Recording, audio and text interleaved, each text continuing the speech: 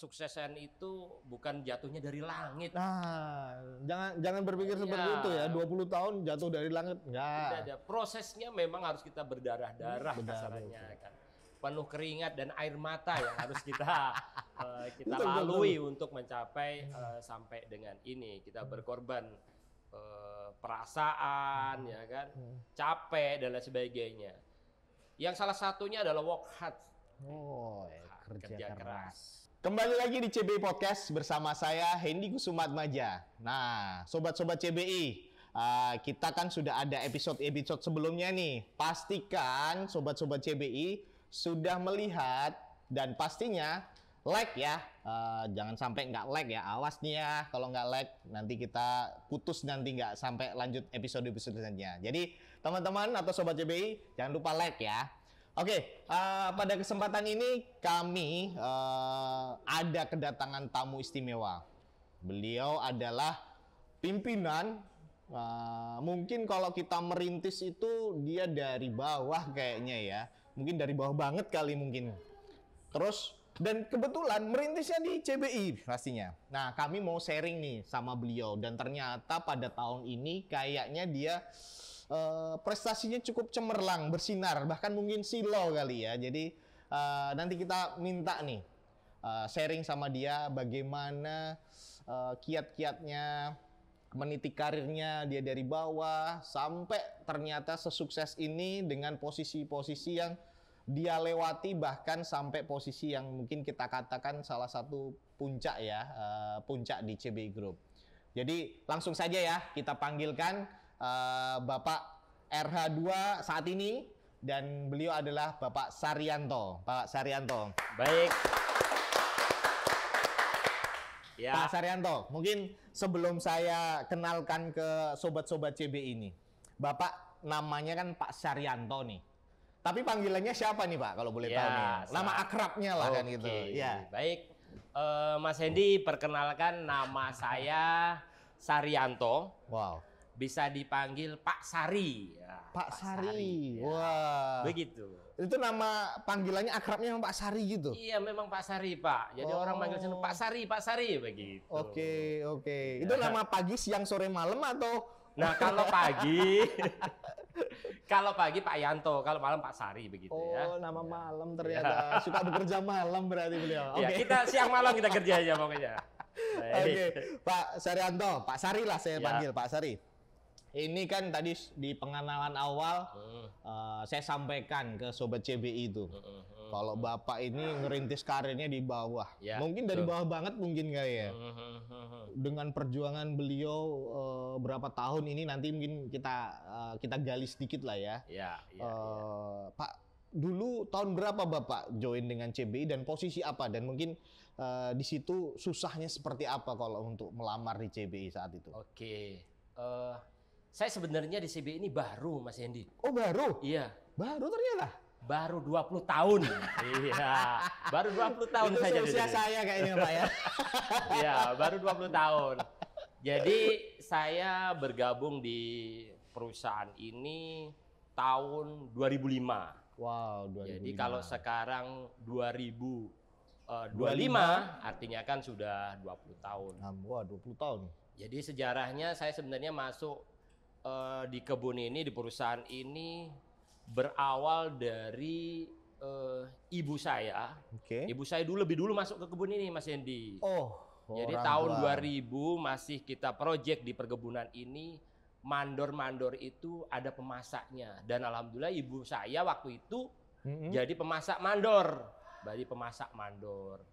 Nah, ibu saya lah yang mempromosikan saya kepada Pak Asisten waktu itu. Pak Asisten, saya punya anak lulusannya SMA. Bisa nggak jadi mandor? Nah, itu kisah ceritanya. Berarti ditawarkan ibu untuk jadi posisi mandor? Iya, posisi mandor. Dan disetujuin? Dan disetujuin. Disetujuin.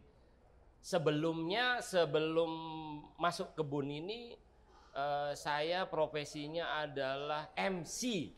Nah, jadi kalau apa maksud acara MC ini, Pak? Dangdutan, saya MC. Multi talent juga Bapak ini ya. Ngeri kali. Jadi Bapak kalau ini memang ada sobat-sobat podcast CBI ya yang butuh MC monggo ya. Hubungi ya Pak Saryan. Boleh dicoba. Tapi bayarannya kayaknya agak mahal nih kayaknya. Ya. Jadi begini, saya lanjutkan kepada perjalanan karir saya. Saya mulai masuk kebun, mendaftar mandor. Oke. Tapi kalau kita dulu kalau mau jadi mandor itu tes dulu karyawan. Jadi saya memulai dari karyawan sensus, Mas. Karyawan sensus. Kerjaannya ngapain tuh, Pak? Sensus sawit, ngitung sawit. Ngitung sawit? Iya, benar ngitung sawit. Pohon sawit dihitung gitu? Iya, satu masuk blok. Kalau sekarang sudah modern, kita ya, udah pakai drone, bisa menghitung jumlah pokok. Kalau dulu kan tidak. Kita harus menghitung satu persatu. Dites di situlah. Kurang lebih 3 bulan, akhirnya diterima. Oke, bisa jadi mandor. Oke. Nah, setelah itu mandor apa itu Pak saat itu? Mandor rawat. Mandor rawat. Jadi saya mulai semuanya. Saya mulai dari mandor rawat tahun 2005. Saya dipercaya lagi menjadi kerani panen. Naik lagi menjadi mandor panen. Selanjutnya menjadi mandor 1. Nah, tahun 2009 akhir itu kita ada MT dari asisten dari mandor menjadi seorang asisten. Itu berarti 2009 ini tonggak awal Bapak masuk jadi asisten ya berarti ya? Iya, menjadi staff kalau kita bilang. Nah, staff ini saya lakukan, saya pertama jadi staff itu di Rungun Estate Regional 1. Regional 1 betul. 2 tahun. Saya dipindahkan jadi asisten juga di Regional 2. 2015 saya promosi menjadi seorang askep. 2015. Dari 2009 sampai 2015. Wih, termasuk cepat juga Bapak ya karirnya ya. 5 tahun lah, 5 tahun menjadi seorang asisten. Dan 2017 saya asesmen tuh. Untuk menduduki posisi askep. Dan 2 tahun saya menjadi askep. Askep saya ini selalu incas kepada estate yang tidak ada manajernya, Mas. Berarti posisinya memang askep. Betul. Jadi kayaknya Bapak ini memang udah suratan sana ini kayaknya. Suratan takdir kayaknya Bapak udah. Kayaknya ini Pak Sari ini dikasih ke estate yang nggak ada manajernya. Kali aja nih jadi manajer nih, mungkin kayak gitu itu Pak.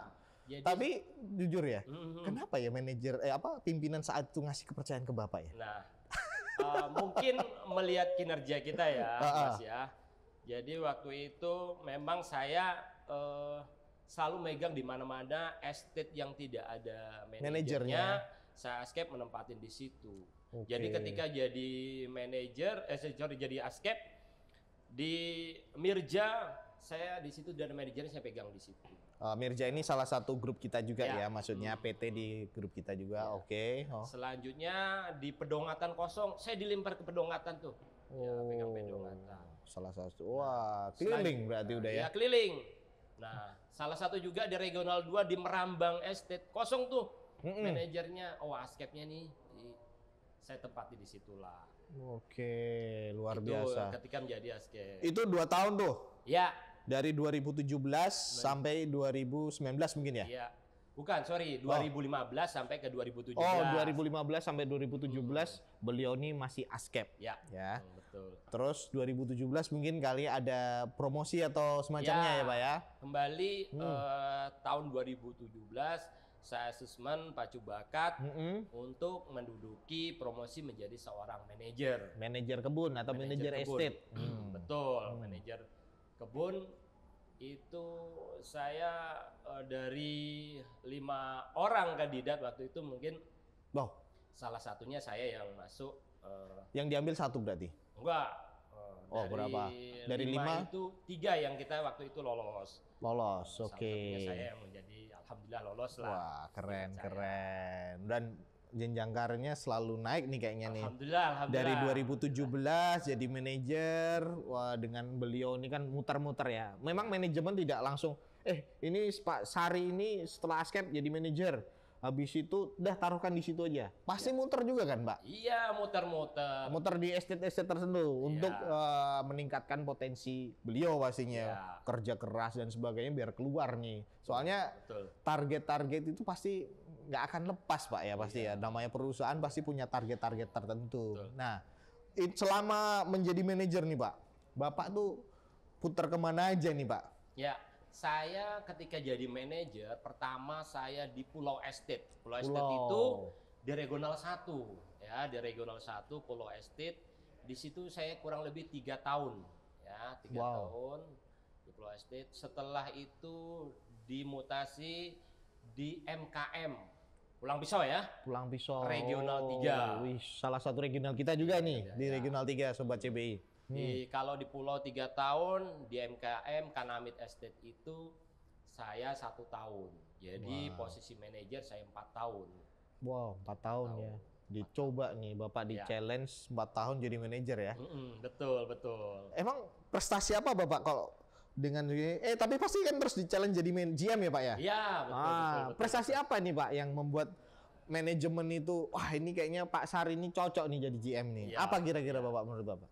Ketika saya asesmen menjadi menduduki JM, yang saya paparkan ke manajemen adalah yang pertama, saya satu-satunya manajer yang mendidik kerbau dungu menjadi kerbau profesional untuk bekerja. Apa ini maksudnya kerbau ini kan? Nah, apa ini Pak? Jadi begini Mas Hendy, saya di-challenge sama manajemen, dikasih kerbau nih.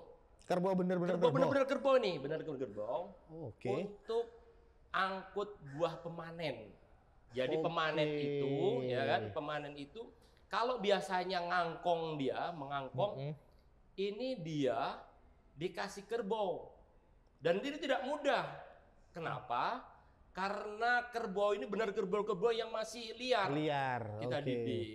Kita didik ya kerbau tersebut. Memang luar biasa ini perjuangannya untuk mendidik seekor kerbau karena binatang kan gitu ya. Naluri dia pakai naluri soalnya, betul. Nah, singkat cerita kerbau yang menjadi dungu itu lama-lama kita didik jadi pinter Mas. Iya betul. Sekolah dong berarti Bapak. Iya, kita didik menjadi pinter si kerbau tersebut, ya kan. Bagusnya kerbau itu kalau dia sudah pinter, dia ngerti bahasa kita. Dia jalan Mas. Berhenti. Jalan-jalan sehingga pemanen itu hanya nuang-nuangkan buah yang sudah dia panen ke dalam gerobak sih. Proyek Bapak seperti itu ya kemarin yang dipandang ya. Oke. Nah, perjalanannya waktu memang kerbau ini kurang efektif. Dievaluasi ya, betul-betul. Kami sampaikan ke manajemen, kenapa kurang efektif? Karena karyawan-karyawan kita itu dia takut sama kerbau ini, takut. Seruduk ya kita kena seruduk kah, kena apa kan gitu, agak-agak kurang efektif. Sehingga waktu itu sayalah juga satu-satunya manajer pertama yang membidani lahirnya bentor. Berarti apalagi tuh kan? Apalagi tuh bentor tuh. Ya. Bentor apa ini, Pak? Nah, bentor itu becak motor. Di Medan banyak deh kayaknya. Nah, Medan bentor. Kalau di kebun, terutama kebun kita ini baru, Mas. Baru di kebun saat kita. Itu ya baru ya. Betul. Saat itu baru, Nah, kebun kita itu baru sehingga kita kembangkan ini. Tidak mudah memang. Becak motor untuk pemanen. Kita menyampaikan itu pelan-pelan ke pemanen kita. Jadi saya, KTU, asisten di Pulau Estate waktu itu, tiap malam itu gerlia tuh kabeling. Ngapain, Mbak? Promosi bentor. Berarti bentor ini asumsinya perusahaan itu memfasilitasi untuk pembuatannya ya? Iya, betul. Jadi yang saya sampaikan ke karyawan bahwasanya keuntungan menggunakan bentor. Salah satunya adalah produktivitasnya mungkin ya. Produktivitasnya meningkat nih. Nah, jam kerjanya dia juga lebih cepat efektif dibandingkan dengan pakai manual angkong gitu ya. Itulah salah satunya. Dua. Satu lagi nih Mas. Apa itu? Saya adalah manajer staf yang punya kemampuan bikin taman. Salah satunya tuh taman yang ada di MKM. Boleh lihat tuh. Oh iya. Keren kan? Keren. Jadi kalau memang sobat-sobat podcast CBI perlu bikin taman yang oke, bisa dihubungin nih RH2. Kok kayaknya malah jualan Pak Sari nih ya kayaknya. Iya. Dia tadi MC jualan di sini. Ya. Apa ini terus ini ahli taman jualan juga di sini. Ya. Nanti Bapak kalau ada orang yang pesen lewat sini, Bapak royalti ke saya juga ya. Boleh. Oke, keren. Berarti itulah performanya Bapak dengan keunggulan Bapak tadi, dengan cara prestasi achievement yang Bapak dapatkan. Itulah mungkin manajemen melihat Bapak nih kayaknya ya. Pak Sari ini kayaknya secara prospeknya untuk jadi GM, mengkoordinir yang lebih besar lagi mungkin ya. Betul. Oh gitu. Jadi singkat cerita Bapak dikasih pacu bakat tuh tahun berapa Bapak jadi GM? Tahun 2021. 2021. Jadi 2021 saya promosi kembali menjadi GM. Group Manager. Itu di SML. Ya, SML. Itu Regional 4. Regional 4. Oke, jadi Regional 4. Jadi biasanya untuk GM ini atau Group Manager ini membawai kurang lebih sekitar berapa Pak? 15.000. Iya, 12.000 sampai 15.000. 12 sampai 15.000 hektar. Beliau menghandle seluas itu. Wow.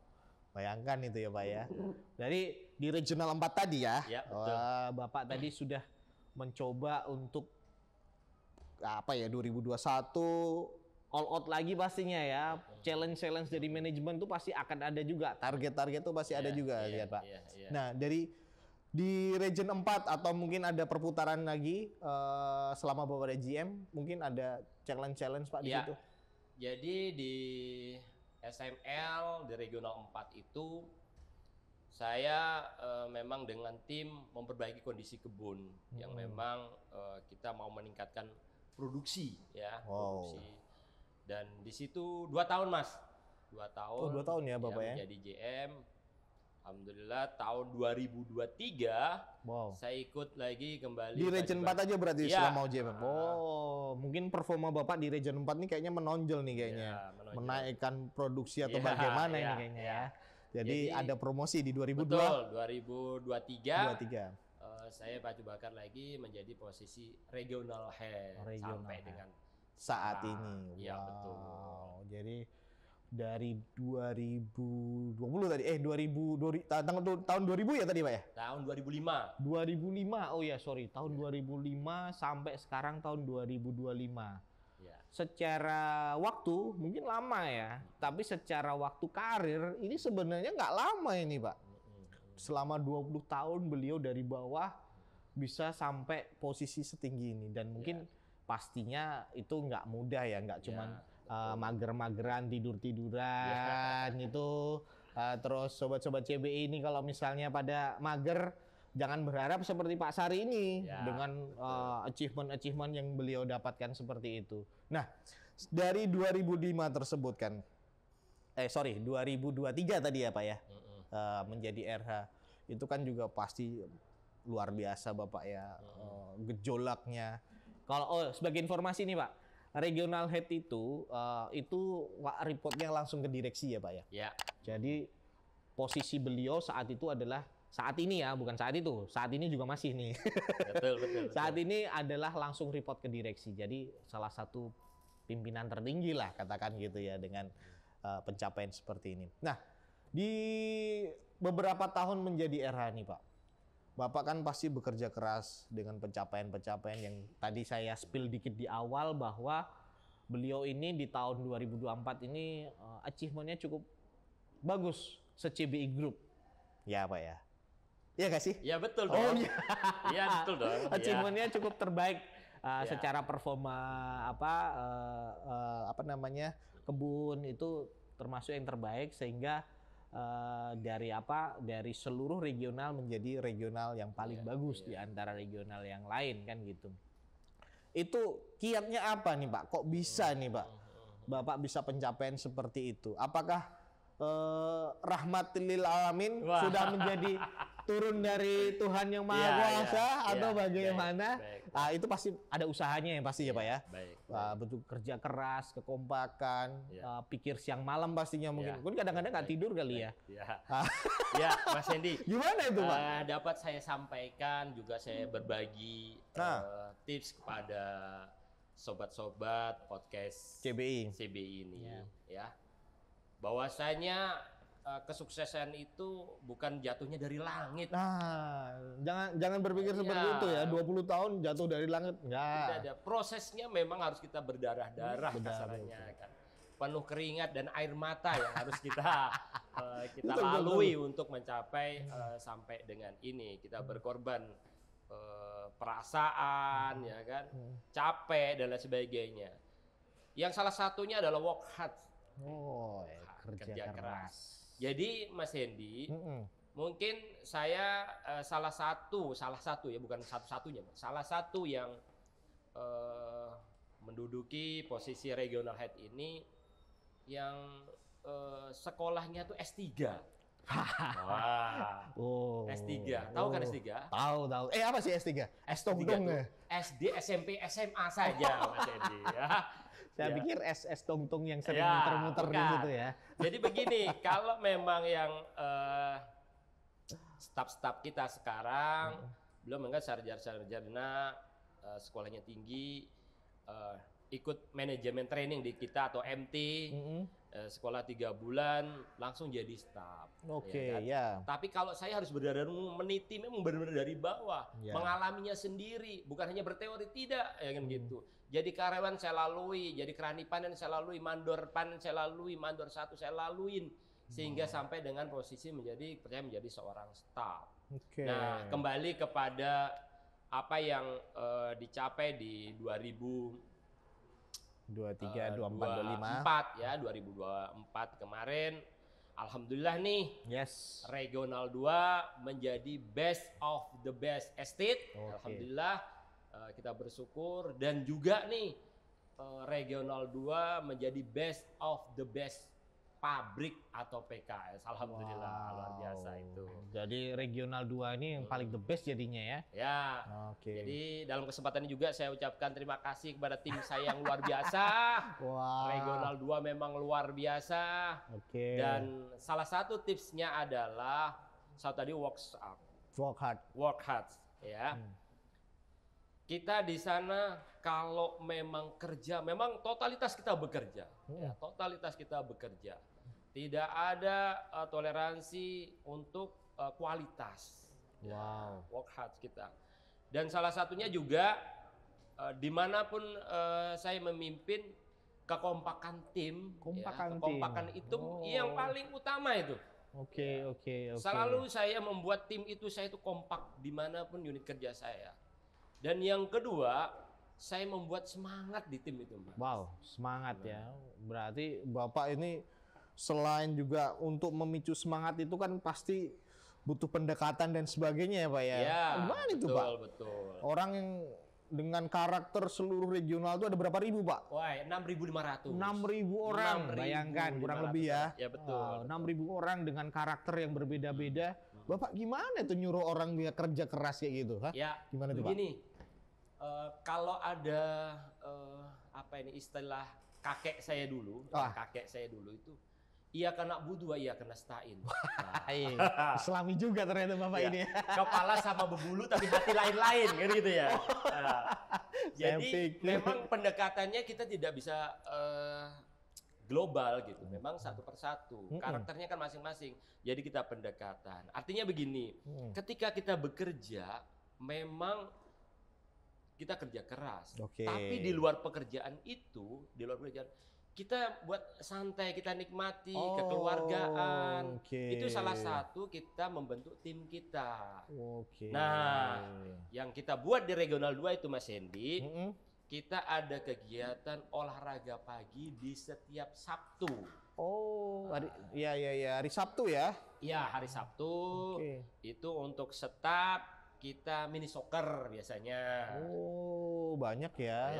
Terus Pak? Nah, kita dengan acara berkumpul 1 minggu sekali, nah, kekompakan itu terjalin gitu.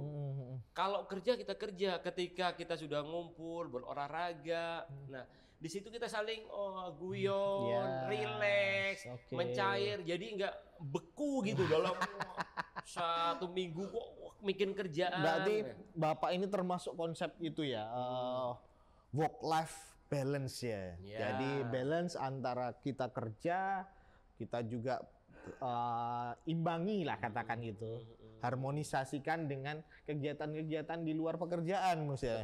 Betul. Kita merangkulnya di sisi itu ya, Pak ya. Iya. Karena memang apa ya namanya dunia kebun kan pasti keterbatasannya ada pasti. Tapi kan mensikapi hal tersebut, Pak Saryanto selaku pimpinan itu membalancekan nih kayaknya nih antara kerja yang setiap hari itu yang tanda kutip ada beberapa Gen Z itu bilangnya membosankan ya Pak ya. Tapi Bapak imbangi dengan kegiatan-kegiatan yang sifatnya hobi. Tadi kayak ada olahraga tadi hobi ya Pak ya. Terus kegiatan sosial tadi. Work life balance berarti Bapak sampaikan di situ. Work hard, play hard juga berarti juga ya Pak ya. Betul. Jadi seimbang lah Mas Hendy. Seimbang benar. Nggak hanya kerja.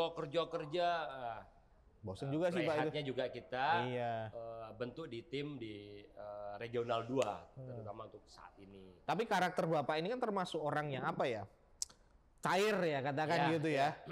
Tapi bukan larut. Nah, kan gitu. Wah, susah ini kan. Beliau ini cair tapi bukan larut. Tidak larut. Wah, itu yang menarik nih ya kan. Jadi dia punya karakter sendiri yang bisa mencairkan suasana, tapi punya karakter yang hebat karena dia bisa memimpin di salah satu regional dengan achievement yang luar biasa tadi ya. Ya, alhamdulillah ini bukan kerja keras daripada Bapak sendiri maksudnya. Saya sendiri bukan. Tim ini Bapak, kerja beras semua tim di Regional 2 yang sangat luar biasa. Saya berbangga sekali dengan tim saya ya, dengan kerja kerasnya membuahkan hasil yang sangat luar biasa. Sepatut ini yang disyukuri. Dan juga kita mengucapkan banyak terima kasih kepada manajemen CBI. Ya, ini terima kasih buat Bapak Direksi, Pak CEO, Pak COO, Pak Deputi, Pak Indri Ratu juga. Ya, matur suwun terima kasih sudah memberikan penghargaan kepada tim kami. Otomatis ini menjadi semangat bagi tim kami untuk berbuat lebih lagi untuk perusahaan ini. Luar biasa, good Pak atas pencapaiannya. Tapi saya untuk penutup lah ya kita katakan di sini closing statement atau mungkin kiat-kiat buat sobat-sobat CBI di luar sana nih Pak. Kali aja bisa menyemangati, menginspirasi lah. Biar sobat-sobat CBI di luar sana bisa semakin semangat seperti Bapak gitu. Nah, gimana Pak? Baik. Untuk anak-anak muda yang ingin bekerja, saya ada pantun. Saya ada pantun.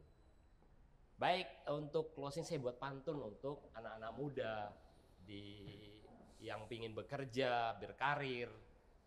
Saya ada pantun. Apa itu Pak pantunnya itu? Buat apa makan duren? Cakep. Kalau masih ada kulitnya. Cakep. Buat apa tampang keren? Cakep. Kalau uang masih dari emaknya. Malu ya kayaknya. Iya, izin lah. Izin, apel, Pak. Iya. Masa apel mesti mak minta uang, mak kan malu ya kan. Iya. Tampang keren harusnya kerja kan gitu. Nah, itu dia. Ada lagi dong. Ada dong. Ada lagi pantunnya. Masih. Oke, lanjut Pak. Kalau Anda ke Melata. Cakep. Cakep dong. Oh iya. Ulangin lagi Pak. Kalau nggak cakep nggak semangat saya tadi ya kan. Kalau Anda ke Melata. Cakep. Jangan lupa lewat H2. Cakep. Kalau Anda ingin bekerja, cakep. Gabung CBI, karirnya nyata. Satu lagi Mas Hendy. Boleh. Kok nagih ya? Iya dong. Oke, silakan Pak. Memang banyak duren di kota. Cakep. Duren Tapin paling enak rasanya. Cakep. Memang banyak kebun di luar sana. Cakep. Tapi CBI tetap paling juaranya. Mungkin itu Mas Edi. Jadi buat anak-anak muda yang ingin bekerja, berkarir di perkebunan, luar biasa perusahaan CBI ini. Buktinya saya dari yang bukan siapa-siapa, hanya anak ya kan? SMA, Pak. SMA, lulusannya SMA. Ya pengalamannya pun hanya sebagai MC saja. Dengan bekerja keras di perusahaan ini, diberi kesempatan menjadi seorang regional. Wow, luar ya. Pencapaian yang luar biasa ya Pak Sari ya. Wow. Jadi Sobat CBI sekalian, terima kasih Pak Saryanto sudah meluangkan waktu dengan kesibukan yang di regional sana, mau datang ke sini, kita sedikit sharing kepada sobat-sobat CBI. Harapannya bisa menginspirasi buat sobat CBI di luar sana. Oke, terima kasih sobat-sobat CBI telah menonton podcast kami. Jangan lupa subscribe, share, like, and comment juga ya di video ini. Apalagi ada Pak Sari. Ini masanya cukup banyak nih Pak Sari. Jangan lupa ya teman-teman atau sobat-sobat CBI di Regional 2 like ya. Kembali lagi dengan episode-episode selanjutnya bersama CBI Podcast, karya nyata untuk negeri. Selamat pagi Ibu, bisa memperkenalkan diri Ibu selaku istri dari Bapak Saryanto. Baik, saya Iningsi, istri dari Bapak Saryanto yang sekarang menjabat di Regional 2. Nah, saya asli orang Jawa. Dulu sih lahir di Jawa, cuma besar di Kalimantan. Sampai usia sekarang nggak penuh. Baik. Mungkin bisa menceritakan hal-hal yang menarik atau berkesan selama mendampingi Bapak Saryanto. Ya banyak sekali ya kalau kisah itu, kalau mau dikisahkan tuh mungkin banyak sedihnya. Dari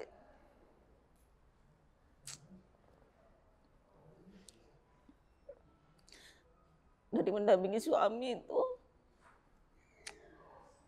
kalau diceritakan itu banyak sedihnya. Tapi sekarang alhamdulillah semua itu terbayarkan dengan usaha suami, kerja keras suami, sampai saat ini alhamdulillah. Kalau dari kisah-kisah dulu itu, dari anak masih desa nikah itu umur dari tahun 2007. Nikah itu pertama ikut itu suami masih mandor.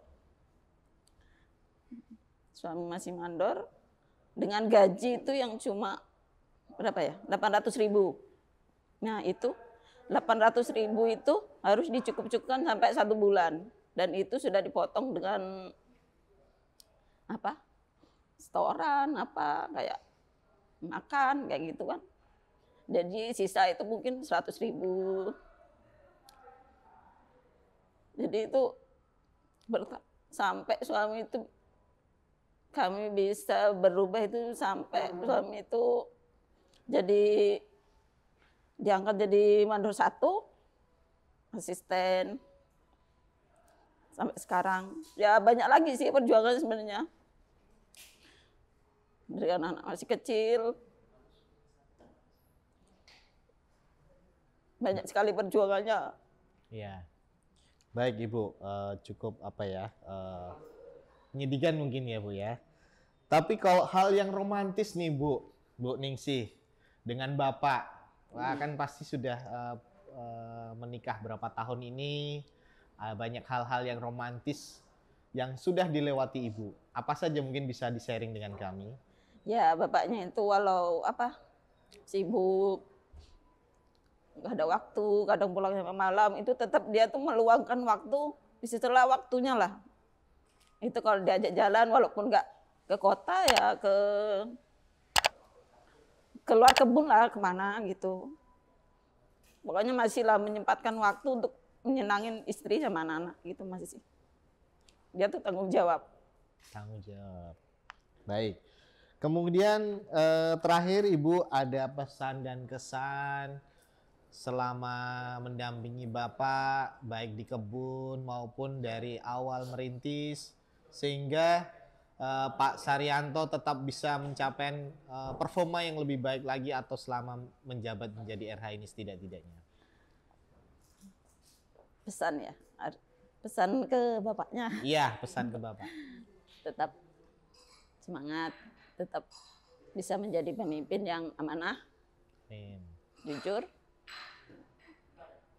yang selalu sayang sama keluarga.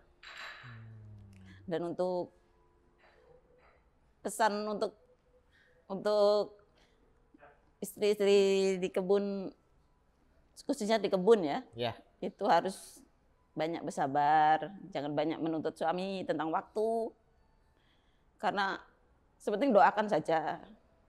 Suami itu kerjanya baik-baik saja. Nanti, karena begitu di kebun itu nggak bisa banyak mengeluh, menuntut waktu itu tidak bisa. Karena suami itu akan nanti tambah banyak pikiran, karena di luar sana udah banyak masalah di pekerjaannya. Gitu juga. Baik, terima kasih Ibu atas pesan dan kesannya. Semoga sukses juga Ibu. Terima kasih.